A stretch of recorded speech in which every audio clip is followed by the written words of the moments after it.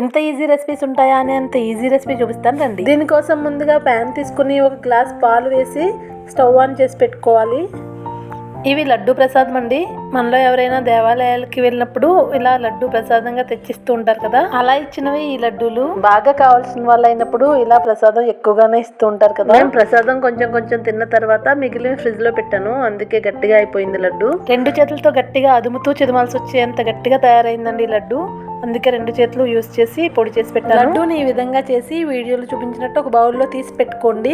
మా చిన్నప్పుడు అయితే లడ్డూల్ని ఇలా పొడి చేసి దీనిలో అటుకులు కానీ మరమరాలు కానీ ఇంకా వేయించిన శనగపప్పు స్వీట్ బాల్స్ ఉండేవండి, అవి అన్ని కలిపి ఒక పెద్ద బౌల్లో వేసి ఒక స్పూన్ వేసుకుని అందరికి పంచి పెట్టుకుంటూ వచ్చేవాళ్ళం. ఇప్పుడైతే అందరూ లడ్డూలు ప్రసాదంగా ఇస్తున్నాం, కానీ అప్పుడైతే అందరూ అలాగే పంచిపెట్టేవారు.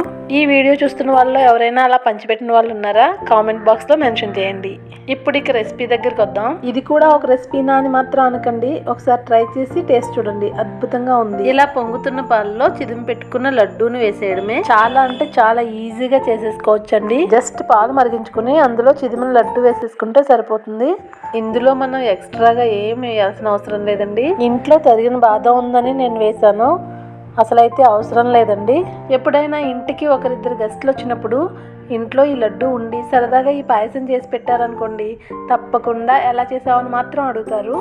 టేస్ట్ అందరికి చాలా బాగా నచ్చుతుంది. ఇక ఒకసారి లాస్ట్ వీడియోలో నేను ఒక క్వశ్చన్ అడిగాను కదా, ఆ క్వశ్చన్ కి ఆన్సర్ ఏంటంటే ఉండగలరు. 8 days పడుకోకుండా ఉండొచ్చండి, ఎందుకంటే నైట్స్ పడుకుంటాం కదా.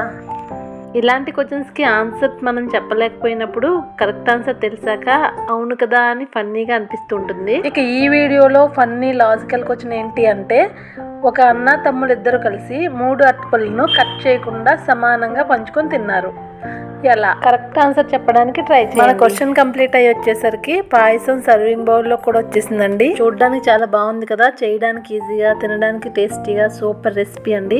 ఈ వీడియో ఎడిట్ చేస్తుంటే కొన్ని సింపుల్ రెసిపీస్ గుర్తొచ్చాయండి. మనకి ఎప్పుడైనా బద్ధకంగా అనిపించినప్పుడు, పని ఎక్కువగా చేయలేము అనుకున్నప్పుడు ఈ రెసిపీస్ సింపుల్ గా చేసేసి టేస్టీగా పెట్టేయచ్చు. అవన్నీ ఒక్కొక్కటిగా మన ఛానల్లో అప్లోడ్ చేస్తాను, తప్పకుండా చూడండి. ఫైనల్ గా నాకేమనిపిస్తుంది అంటే, బాడీకి అప్పుడప్పుడు బద్ధకం వచ్చినా పర్లేదండి, బ్రెయిన్ కి మాత్రం బద్ధకం రానివ్వకూడదు. బ్రెయిన్ బద్ధకంగా కూర్చుంటే ఇలాంటి క్రియేటివ్ ఐడియాస్ అన్ని ఎవరు చేస్తారు, చాలా మిస్ అయిపోతాం కదా.